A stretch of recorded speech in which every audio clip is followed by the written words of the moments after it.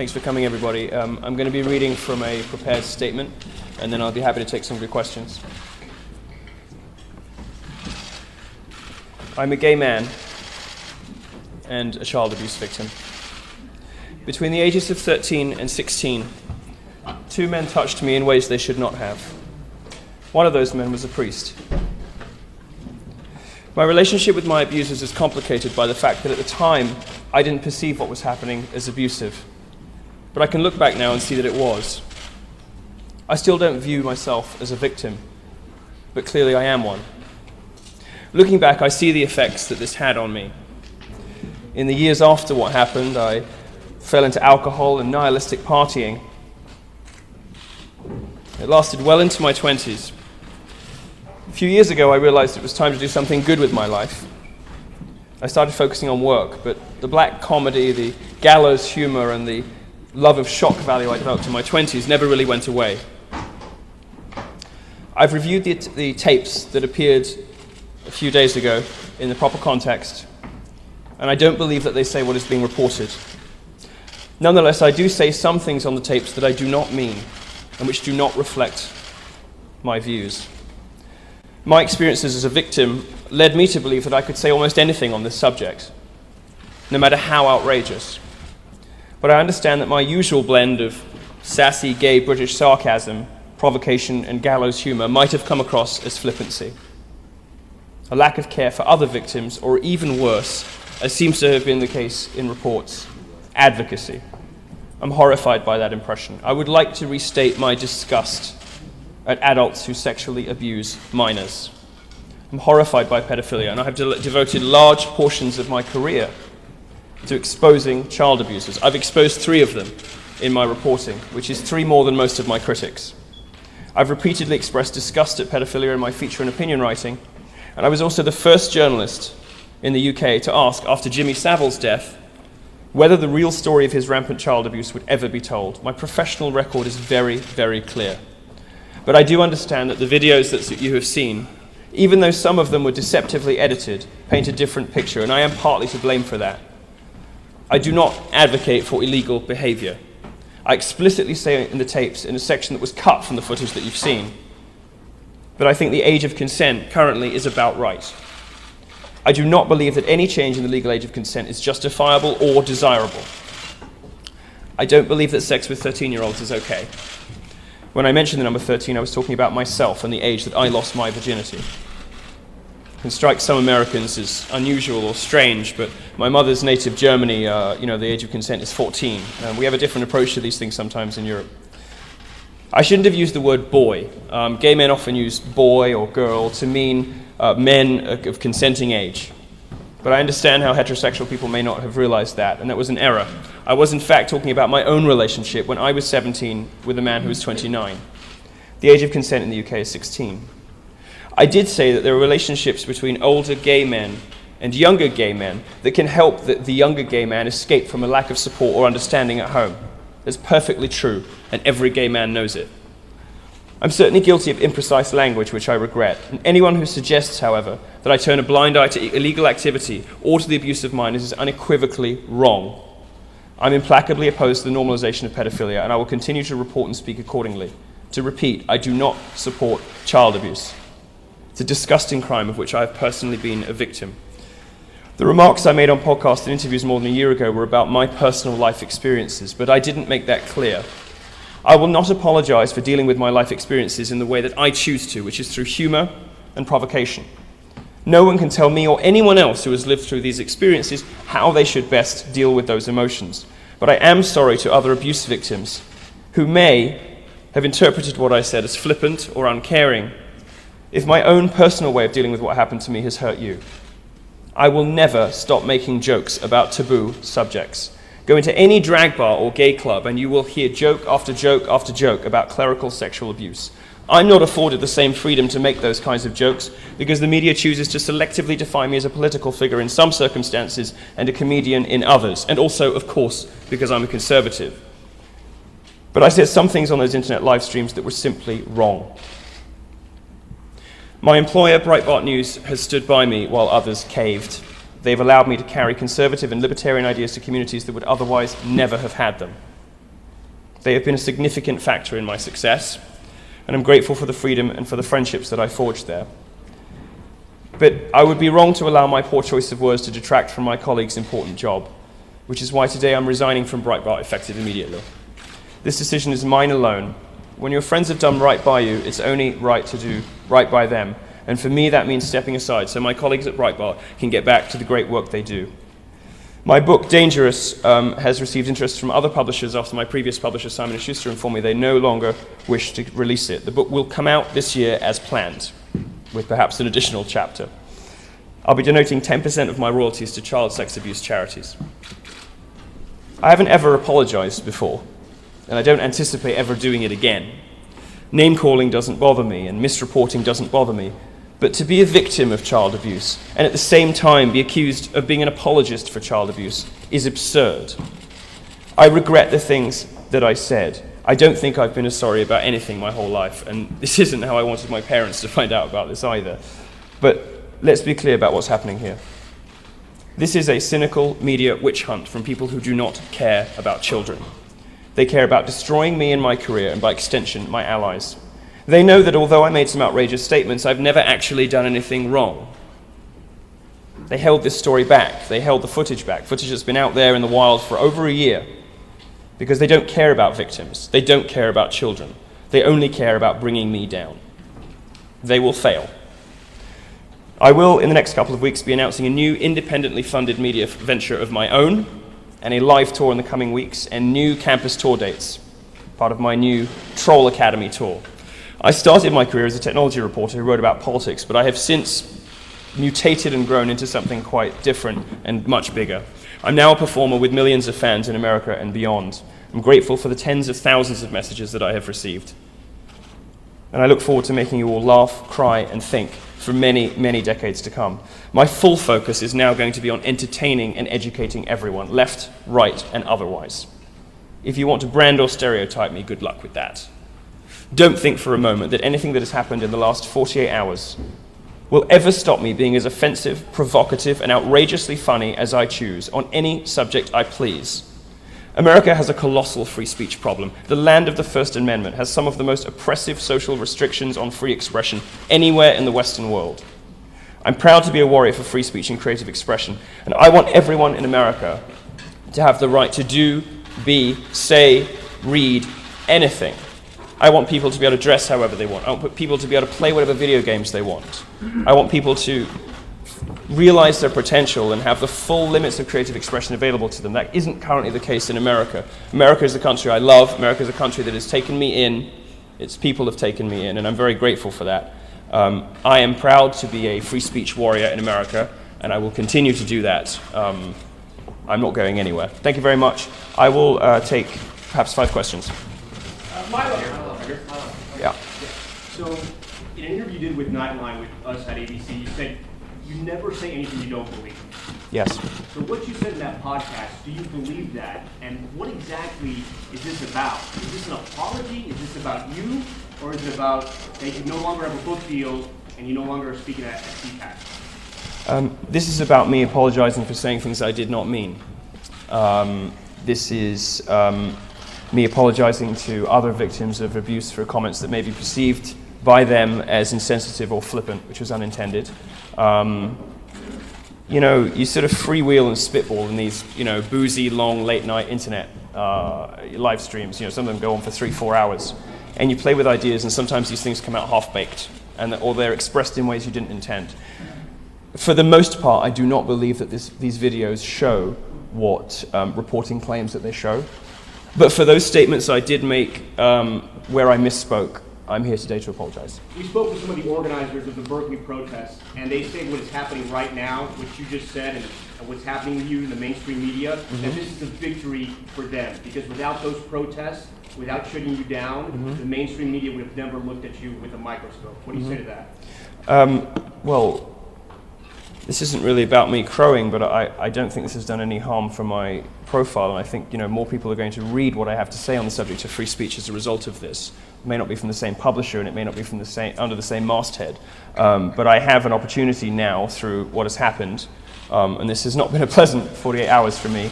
I have an opportunity now through what has happened to reach an even larger audience, and I intend to do so. Milo, do you stand by your comment of calling Joe Bernstein? Could you be respectful of other people, please? Could you speak to Steve Bannon about your resignation from Breitbart? No. And this is a follow-up. What's your immigration status? Are you on a work visa? I'm on an O1B, alien of extraordinary ability. Do you stand by your comment of calling Joe Bernstein a big shit? I'm looking at the scene here. I'm not sure that we could have a news conference with researchers talking about curing cancer and we would have as much turnout here. Yes. What does this tell us about our culture? That there is so much interest about you, Yes. about this controversy, Yes. and about what's happened over the last month from Berkeley to this point. Well, I think it says something very obvious and very clear, which is that America has a gigantic free speech problem. Both the left and the right are guilty of that. In the 90s, it was the religious right saying that video games could make you violent. Now it is feminists and social justice warriors saying video games can make you sexist. And all of the associated forms of school marmishness and nannying and pearl clutching, language policing, the safe space culture, trigger warnings culture, all of this stuff is designed to restrict the free expression of the rest of America. And it is perpetrated by elites on the people. It is perpetrated by well-funded, well-educated people in coastal cities on the rest of us, on perfectly innocent pursuits and perfectly innocent expressions and perfectly innocent language. My rapid rise in the last year, I think, is testament to the huge hunger from both sides. Because I got to tell you, most of the people at my talks are not your typical college Republicans. My rise and the interest in this story is testament to the fact that America is crying out for somebody who will say the unsayable, who will break taboos, and who fearlessly resists those who want to clamp down on free speech and free expression. That's what I think it says, and I think it's very clear. Just a quick follow-on. Okay. Are you at all concerned that while you've been sort of straddling the line, walking up to the line, you've now crossed over the line into a place of irrelevancy? No. If I thought that was the case, I wouldn't be making an appeal now. That's why you would be making an appeal. Well, no. If I thought I'd crossed the line over into irrelevancy, then I would be with my tail between my legs somewhere. I'm apologizing for a small cluster of remarks that I made, some of which I think are taken out of context. There was obviously some deceptive editing that happened there. One or two of those comments I did not mean, they did not reflect my beliefs. And I think, I've never apologized about anything else before. I don't anticipate doing it again, but this particular subject strikes pretty close to home for me. So it was very important for me to clarify my position on this particular subject, given my personal history with it. Do you stand by your comments of calling Joe Homophobic undertones. Sorry, say again. Thank you. NBC News. Hi. Do you think that there are homophobic undertones to the fact that this particular topic is the one that finally crossed the line, given that gay men have historically been equated with pedophilia, and given that you have done some rather controversial things in the past? Well, statistically speaking, there's no evidence to suppose that pedophilia and homosexuality are related, though I think that the numbers show a slight preponderance. I think pedophiles are slightly more likely to be gay. That is to say, slightly more likely to be into boys if they're men than into girls, but not by very much. I know that CPAC has a long and complex history with gays. I know that one of the organizers of CPAC was fired for trying to welcome, log cabin Republicans into the tent. I know that there have been a lot of problems with CPAC and homosexuals. I think if you look at the crowds that follow me around, Louisiana State University, we filled a 1,200-seater in 48 hours. I came out in full drag, as a drag queen, to give a talk about fat shaming. And 1,200 Republicans gave me a standing ovation. This simply hasn't happened in the history of this country before. And I'm very proud to be introducing what I would consider to be normal gays to, Republican and conservative America. We don't all have to be like, the stereotype, the pink suit and ludicrousness of a lot of gays that you see on television. I think if there's a problem, it's the way that gays are represented on TV. I've probably done more for the image of gays in the flyover states than all the associated, than all of the gay charities, gay activist groups, and gay publications for the last 30 years. I think they've seen me, and I get emails every day along these lines. They've seen me, and they've realized. I get emails from mothers sometimes, and they say, "My son is gay, and I was terrified that he was going to turn into Ross Matthews." but you've made me realize actually that gay people can be okay. I'm very proud of that. I'm very happy of that, for that. If there's any extent to which homophobia played into CPAC's decision, I certainly wasn't aware of it. And I know that many people within CPAC have been very supportive of me appearing there. I'm not a traditional representative for American conservatism. I've never painted myself that way. I'm a visitor to this country. All I can really do is express my opinion, having been here for a year and a half. But given the level of interest, the sheer number of people who seem to love me, and who want to buy my book and come to my shows and all that kind of thing, I think it was only logical that CPAC would seek to book somebody like that, somebody who is obviously the most interesting thing happening in American conservatism right now. Milo, Thank you. Thank you. In your statement, you said what you're going to be doing next, you're going to be working on a new independent media venture. Yes. You brought that up. Can Yes. you give some details on what that's going to be? Is that going to be something radical Breitbart, something similar to Breitbart? What was that? No, I don't intend to go head-to-head with Breitbart in any respect whatsoever, but I will be doing a lot more of the same that I have been doing, just not under the Breitbart banner. We have received some preliminary funding for that. I expect to be raising more. I think it'll just be more of the same. College tours, probably commercial tours, more TV, more video, more everything. I'm going to focus now, on entertainment, on education, and less perhaps on journalism. I'd sort of outgrown my role, I think, as technology editor at Breitbart, which is fairly obvious. I'm going to be doubling down on education and entertainment, and see where it takes me the next year. I can do one or two more. Yeah. Okay, so we at the Gateway Pundit discovered that the original attacks on you came from two key sources. Democratic activists with deep ties to George Soros, in addition to former presidential candidate Evan McMullen and the CPAC. So these Never Trump websites and individuals continue to invest vast amounts of money and time in attacking Trump supporters and members of the current administration. My two questions would be, what do you think of these anti-Trump groups and their continued attacks? And my second one is, do you think that these groups have any future in the Republican Party? What would you say to them? Publications and activist groups and political operatives who insist on preserving their own power. These are people who have sold out your country to line their own pockets. These people are dying, if not already dead. Their publications have no readers. They're, very obvious that this was a highly coordinated and very well planned and well funded attack on me, but I have to take responsibility for what I said. Nonetheless, everyone at home can see what's happening. And everyone at home can appreciate when, Donald Trump is voted into the White House, but the whole Republican Party absolutely hates him, that something has to change. There has to be a break at some point. This sort of populist nationalist revolution that is happening, the anti-political correctness, pro-free speech revolution that is happening all over the Western world is not going anywhere.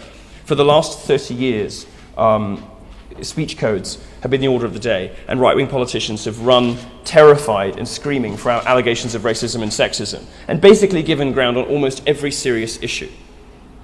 Well, that's changing with the rise of bold electorates and bold politicians. Donald Trump's an example of that. I'm an example of a cultural figure related to that social change, and we are going to represent the next 30 years. This last 48 hours has been a horrible and humiliating and degrading experience for me, but I'm going to be around for 30 years. Many of the people who are organizing everything they possibly can to take me down will not be. I'll do one or two more. We've had you, so I'm sorry. Yeah, go ahead. Milo, I'm going to talk to you both.